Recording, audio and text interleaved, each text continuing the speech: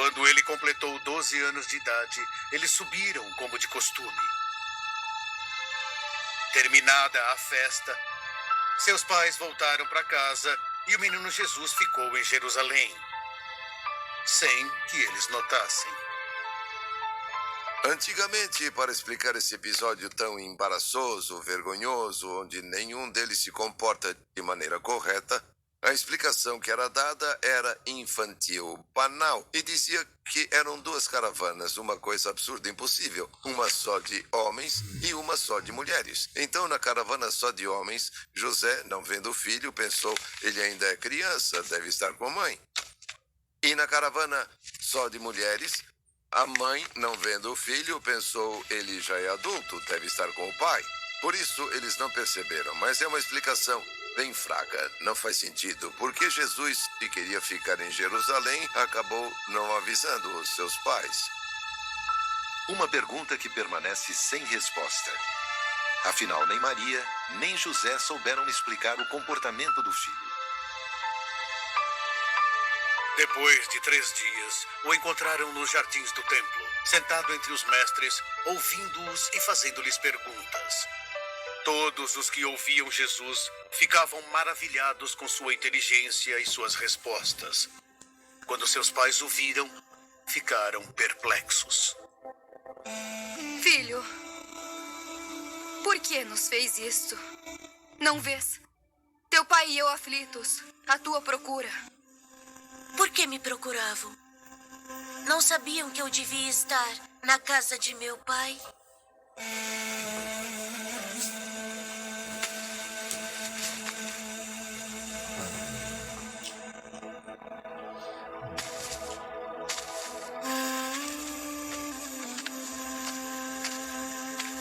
Jesus, de maneira petulante, diz, por que me procuravam?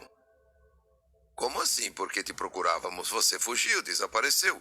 E ainda por cima chama os pais de ignorantes. Vocês não sabiam. E aqui o evangelista percebe o erro de Maria, porque ela disse, teu pai e eu te procurávamos. Então Jesus trata de pôr os pingos nos is. Vocês não sabiam que eu devia estar na casa de meu pai. Atenção, Maria, que meu pai não é José. Meu pai é outro. Jesus não nasceu para seguir os passos de um pai, mas para seguir os passos do pai.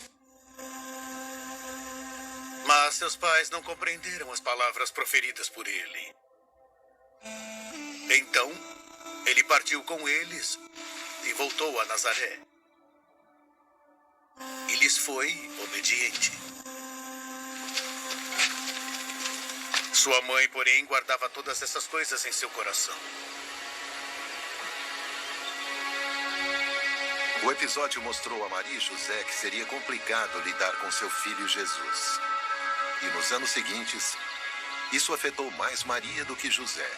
Porque José, terminado o seu dever, muito provavelmente veio a falecer antes que Cristo iniciasse sua pregação pública e se manifestasse como Messias. Mas quando e como José faleceu? Não sabemos. Os evangelhos canônicos após o episódio do templo em Jerusalém simplesmente não o mencionam mais. Uma lacuna na história que os evangelhos apócrifos procuraram preencher a seu modo.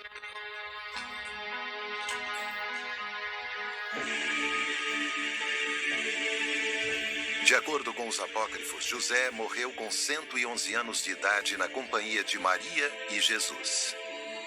Essa cena obviamente foi reproduzida por vários artistas que algumas vezes chegaram a retratar a presença de anjos. Nenhum outro familiar foi retratado, apesar de a interpretação literal de algumas passagens dos evangelhos nos levarem a pensar que José e Maria podem ter tido outros filhos depois de Jesus. Será que Cristo tinha irmãos? Existe um problema antiquíssimo e sem resolução nos evangelhos. Porque nos evangelhos se fala claramente de irmãos de Jesus. Esse fato é contraditório para a igreja primitiva, porque se Maria era virgem e teve somente um filho, quem são esses irmãos? Então pensava-se que, como São José era viúvo, eles fossem filhos do casamento anterior de José, mas essas teorias não se sustentam. Então, o que querem dizer com irmãos? Os evangelhos, como já dissemos, não são história, são teologia. E como nos evangelhos, os componentes da comunidade cristã e da comunidade primitiva eram chamados entre eles de irmãos. Jesus diz, vão e digam aos meus irmãos, e não em um sentido de irmãos de sangue, e sim de seus discípulos. Provavelmente este termo significava a extensão da comunidade cristã primitiva. Tudo gira em torno ao dogma da virgindade perpétua de Maria de Nazaré, ou seja, Maria teria continuado virgem não somente antes e durante o parto de Jesus, mas também posteriormente. Há muito tempo é debatido o conceito de virgindade, que muitas vezes é questionado inteiramente ou em parte.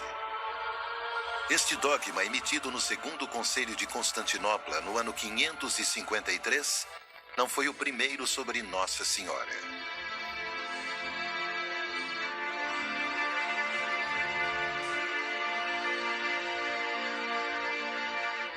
Na verdade, no ano 431, durante o Concílio de Éfeso, a Igreja afirmou o dogma da maternidade divina.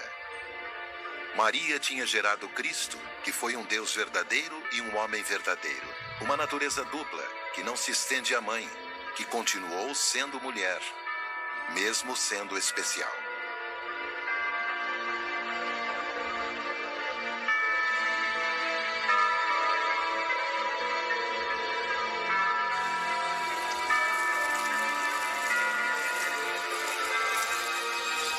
Maria é uma mulher especial e uma mãe especial. Os evangelhos relatam sua evolução. Quando Jesus começa sua missão, ela nunca deixou de amar o filho, mas por muito tempo teve dificuldade em compreendê-lo. Mas as coisas começam a mudar.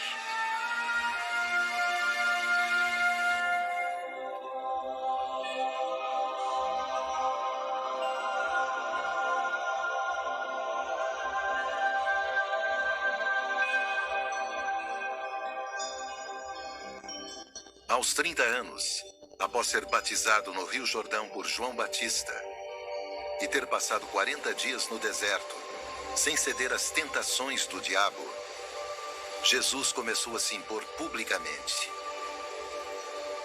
Em meio à multidão comovida e fascinada, também estavam seus familiares, inclusive sua mãe.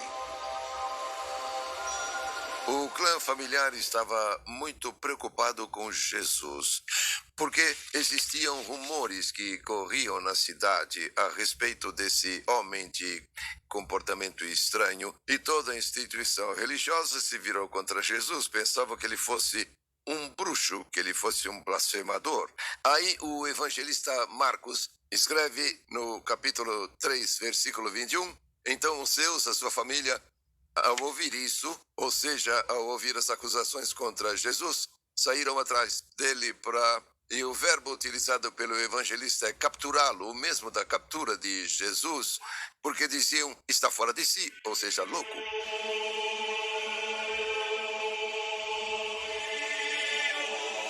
A cena descrita no Evangelho de Marcos refere-se ao início da pregação de Cristo.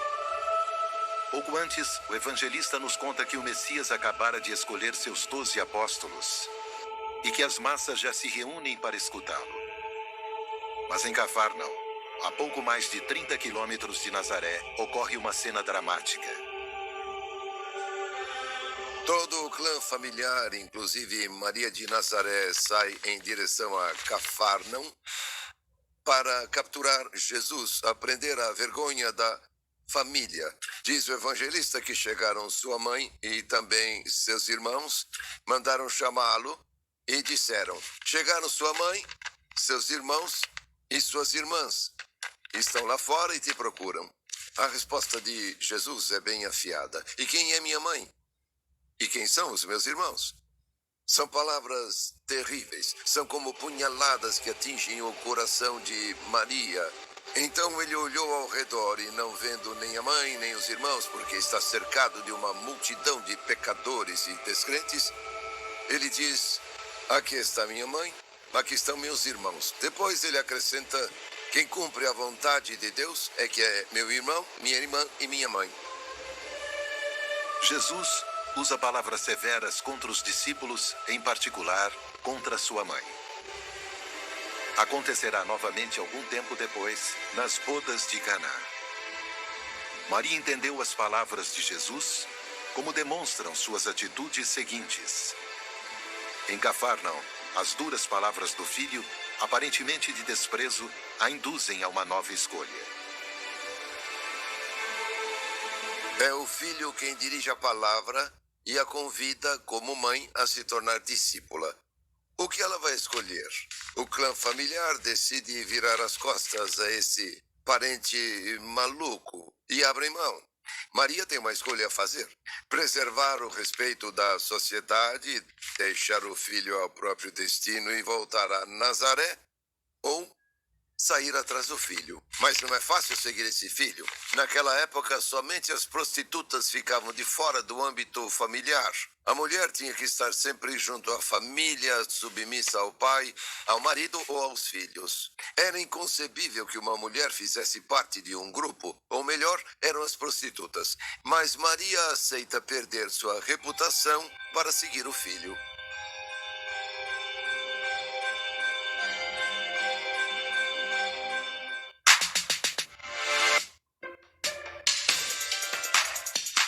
O dia que a gente vai morrer, ninguém sabe. Não existe um povo no mundo que homenageie os seus mortos como o mexicano. Não se trata de um culto à morte, mas para lembrar daqueles que já foram antes da gente. Eles têm um dia por ano em que seus entes queridos vêm visitá-los. As velas são para que eles não venham no escuro. Eu sou Jorge Said. Venha comigo nesta viagem pelo centro do México para homenagear aqueles que não estão aqui. Se deu vontade de explorar além do seu mundo, o Kayak tem carros a ótimos preços para você alugar e se lançar em novas aventuras. Kayak, sonhe, busque, viaje. Que comecem os jogos!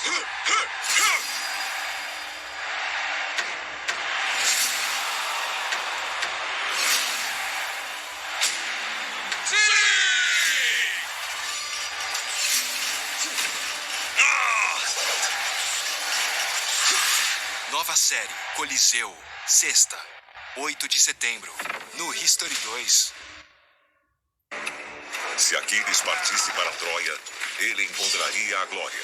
Seu nome ecoaria pelos séculos. Não há mais nada na costa, além desse estranho monumento de madeira. O poema épico mais antigo da literatura ocidental. Grandes mitos. A Ilíada e a Odisseia. Quinta, 7 de setembro. No History 2. Experiências e aprendizados que nos guiam em novas direções. Histórias que deixam marcas. E comecem os jogos! E que nos ajudam a construir uma nova realidade. Cada fato, cada momento, merecem ser lembrados. Setembro, no History 2. No próximo episódio, que tal um almoço rápido, nutritivo e leve? Você já ouviu falar de um submarino? E para a sobremesa, aquele donut com várias opções de sabores. A origem provável do donut nos Estados Unidos foi na colônia holandesa de Nova York. Uma breve história de amanhã, às 10 da noite, no History 2.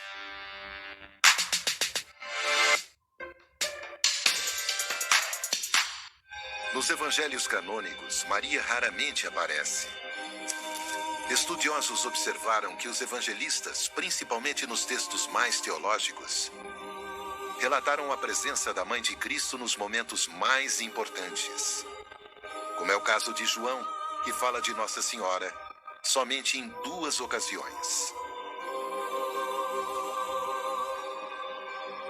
No Evangelho de João, Maria claramente é apresentada já em nível de figura teológica representativa dentro da história do filho. E não por acaso nunca é chamada pelo nome. Maria só faz sentido como mãe.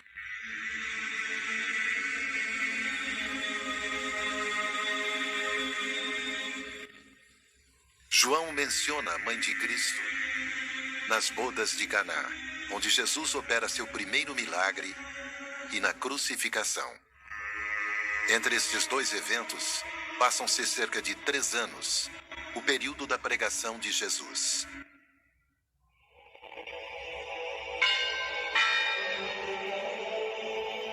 Três dias depois, ocorreu um matrimônio em Cana da Galileia.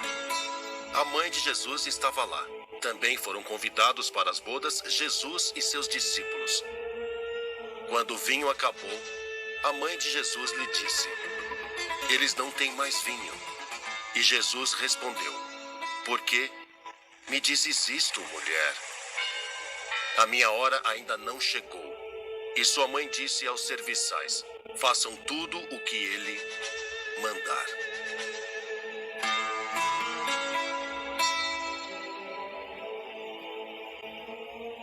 A intervenção de Maria é o que força o seu filho a se revelar ao mundo, porque antes ele era uma pessoa que pertencia ao povo e à vida normal de cada dia.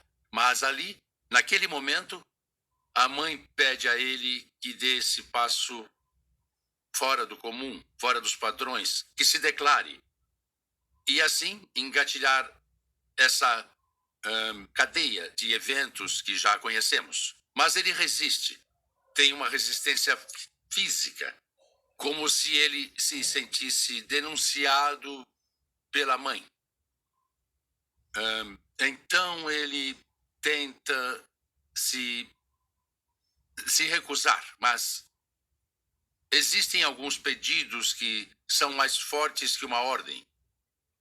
Então ele obedece à mãe. Rendendo-se à ordem da mãe, Jesus diz aos serviçais que encham os jarros com água.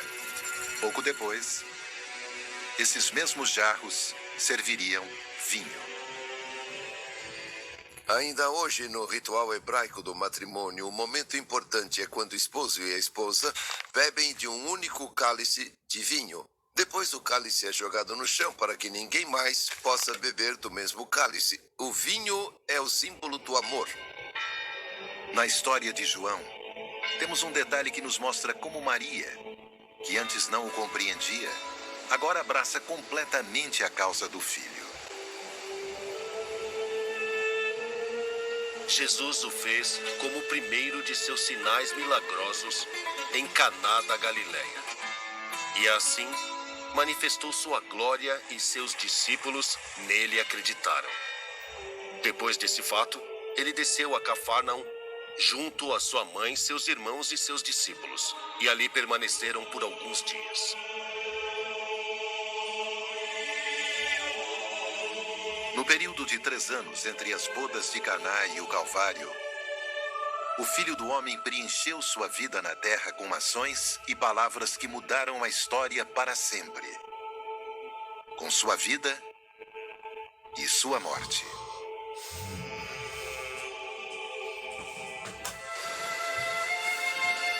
Naquela revolução, do primeiro choro ao último suspiro, a figura que esteve mais próxima a ele foi a de Maria, sua mãe. A um certo ponto, não somente como sua mãe, como ficará evidente em uma trágica quinta-feira de Páscoa ao pé de uma cruz.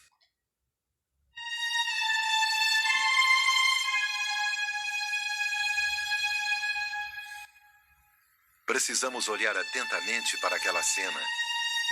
A crucificação deve ser observada prestando atenção a alguns detalhes, sem nada tirar de seu indiscutível protagonista.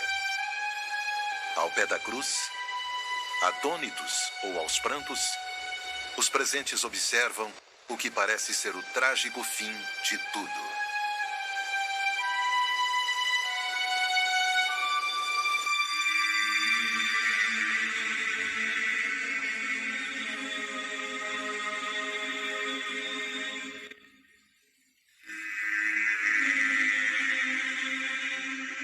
não podemos culpá-la por chorar.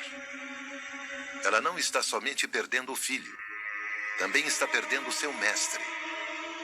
Mas os evangelhos não mencionam as lágrimas de Maria, nem sequer o evangelho de João, o único que menciona sua presença ao pé da cruz.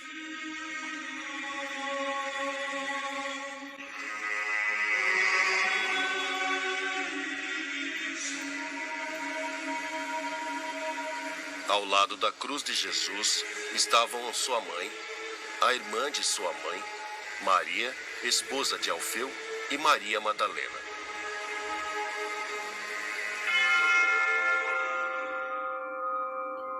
Como sempre, os evangelhos nos dizem muito mais do que algumas frases escassas. Para entender exatamente o sentido profundo da presença de Maria, de algumas mulheres, mas também de alguns discípulos ao pé da cruz, precisamos ver as coisas de um outro ângulo. Precisamos ver as coisas de um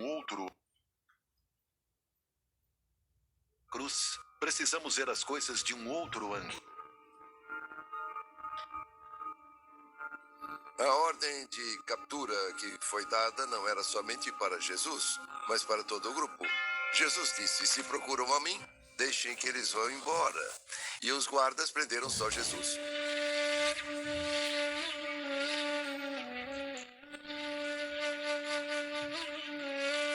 Enquanto Jesus enfrenta as fases de sua paixão, muitos apóstolos e seus discípulos se escondem. A salvação deles é a única chance de continuar a espalhar a mensagem de Cristo.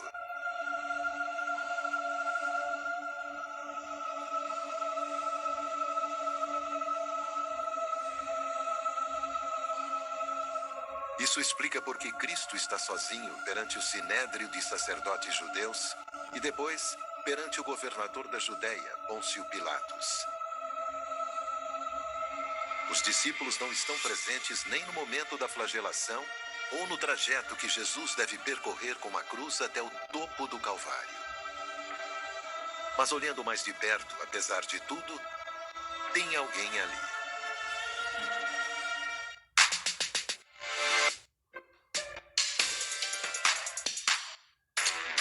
Chegar ao topo da cadeia alimentícia é só um começo.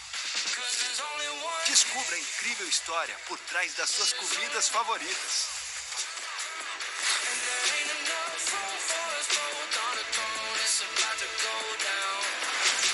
Ele era um implacável e impiedoso homem de negócios. Gigantes dos Alimentos. Quinta, às 9h05 da noite, no History 2. 1943, o ano da força apenas começou. Os líderes planejaram que as Nações Unidas juraram atacar até que haja paz, com a rendição incondicional do eixo. Primordialmente foi uma guerra de logística e abastecimento. E o ritmo da campanha foi inteiramente determinado pela capacidade de se sustentar quilômetros de extensão. Segunda Guerra Mundial. Corrida para a vitória. Sexta, no History 2. Experiências e aprendizados que nos guiam em novas direções. Histórias que deixam marcas. E comecem o jogo! E que nos ajudam a construir uma nova realidade. Cada fato, cada momento, merecem ser lembrados. Setembro, no History 2.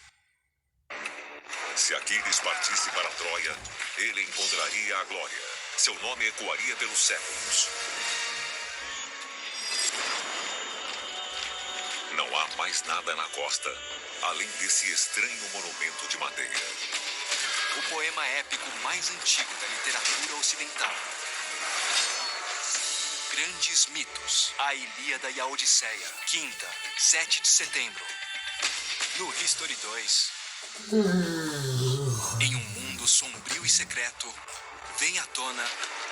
Então eu gostaria de falar com os oficiais. O que você quer dizer com oficiais, Dmitri? Oficiais da CIA. Um oficial militar da inteligência soviética se voluntaria para espionar para os Estados Unidos. A Guerra Fria vista de dentro, em uma nova série de 5 episódios. Traidores da Pátria, 4ª. No History 2.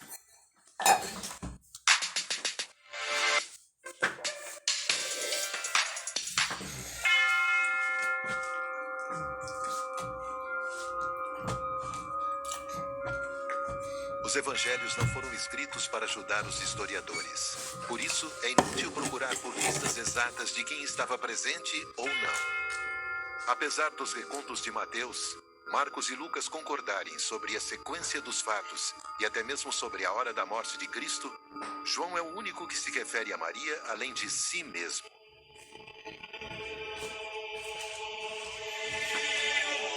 Quando Jesus vê sua mãe, junto a ela, seu amado discípulo, ele diz a ela: mulher, eis o teu filho. Então disse ao discípulo: eis a tua mãe. E a partir desse momento, o discípulo a acolheu em sua casa.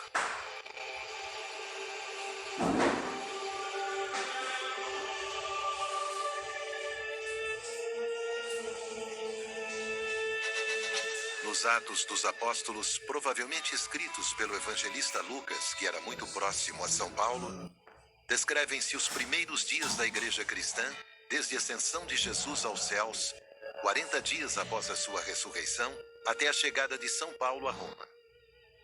No primeiro capítulo dos Atos dos Apóstolos, pouco antes da ascensão aos céus, Cristo diz a seus apóstolos: João batizou com água, mas vocês serão batizados no Espírito Santo dentro de poucos dias.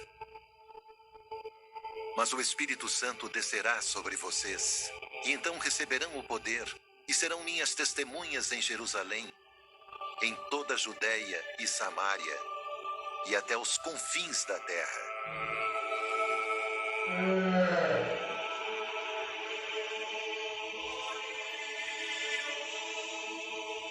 O momento chega 50 dias após a Páscoa, 10 dias após a ascensão de Jesus aos céus.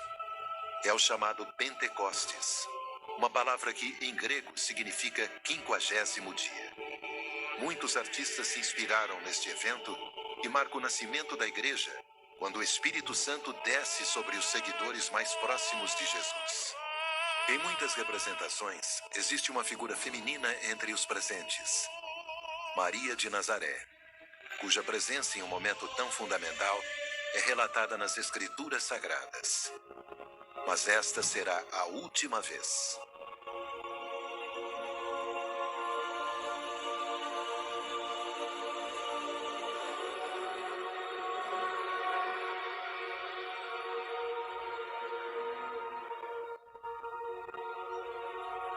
Cai o silêncio sobre Maria após este episódio. Mas desde então, sua vida continuou. Mas onde? E com quem? Por quanto tempo?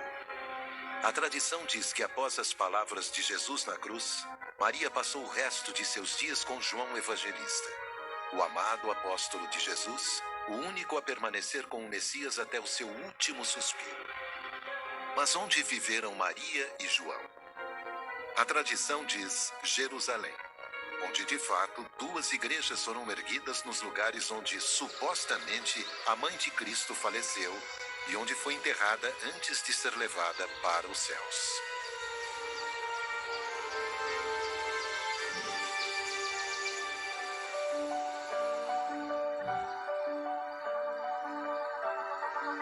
Outra hipótese nos leva para longe de Jerusalém, em Éfeso, Anatólia, na atual Turquia. Diversas fontes nos contam sobre a presença do apóstolo João em Éfeso nos anos seguintes à paixão de Cristo. Se João viveu ali, é provável que Maria estivesse com ele? Possíveis indícios podem ser encontrados no fim do século XIX, graças a uma visionária alemã que viveu entre os séculos XVIII e XIX, Ana Catarina Emmerich. Ana Catarina Emmerich, que nunca saiu da própria casa na Alemanha, disse ter tido uma visão. Ela viu Maria, que vivia em Éfeso, em uma casinha, acompanhada e servida por João. Nós sabemos que Jesus, na cruz, tinha confiado a mãe a João. Então, depois da morte de Jesus, Maria acompanhou João e João sempre a tratou como uma mãe venerável. E a Emmerich teve essa visão e disse que Maria esteve em Éfeso. E descreveu não somente a casa, mas também o lugar em que ela estava. E descreveu tudo nos mínimos detalhes. Emmerich faleceu em 1824. Ela foi estigmatizada e a Igreja Católica a beatificou em 2004. Poucas décadas após a sua morte, arqueólogos quiseram verificar suas visões. Para surpresa de todos, encontraram muitas confirmações. Em um bosque em Éfeso, em uma clareira que pode ser encontrada seguindo com cuidado e com atenção as indicações dadas pela Emmerich, foi encontrada uma casa obviamente antiga e essa casa em algum momento foi transformada em santuário. Como podem existir duas fortes tradições que afirmam que Maria viveu em Jerusalém e em Éfeso nos seus últimos anos?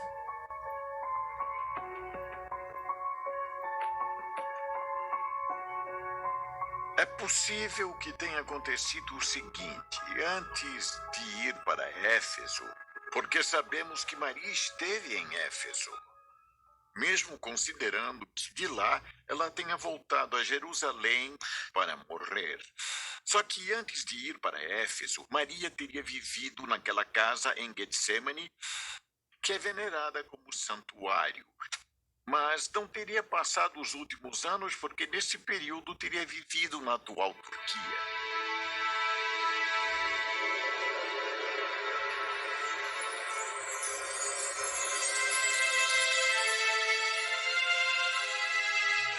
Quando a vida terrena de Maria chegou ao fim. Na ausência de indicações nos evangelhos canônicos, a tradição e os evangelhos apócrifos tiveram uma certa liberdade e, por isso, afirmam que a mãe de Cristo teria morrido 2 anos após a ascensão do filho ou que a passagem de Maria teria acontecido em 46 depois de Cristo, com aproximadamente 60 anos de idade. Mas no caso dela, é correto usar a palavra morte? A igreja é reticente sobre a morte de Maria.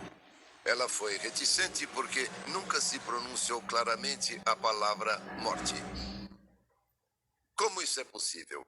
A igreja tomou 2 direções e ambas querem afirmar a mesma realidade, mas de 2 modos diferentes. Na igreja oriental se falou da dormição de Maria e a nossa igreja latino-ocidental diz a assunção de Maria. Mas nem a oriental nem a ocidental jamais afirmaram claramente que Maria estava morta. Então, um Papa Wojtyła João Paulo II, em 1997, durante uma audiência clamorosa, em uma quarta-feira, afirmou claramente que Maria estava morta. Porque se o filho morreu, a mãe também morreu. E por que existia essa reticência ao afirmar que Maria está morta? Porque se a morte entrou no mundo por causa do pecado original, Maria, imaculada, que não tinha o pecado original, não podia morrer. Mas é como disse o Papa, se Jesus morreu, naturalmente Maria também morreu.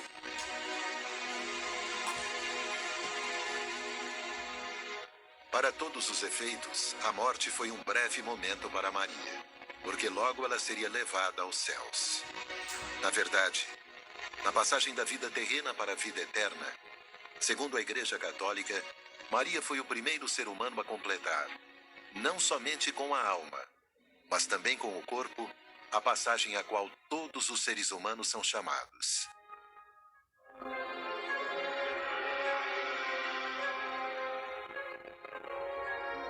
A Assunção de Maria assinala o início da devoção mariana que marcou os primeiros anos do cristianismo. Os fiéis começaram a rogar por Maria, enxergando nela a mediadora ideal entre os seres humanos e Deus.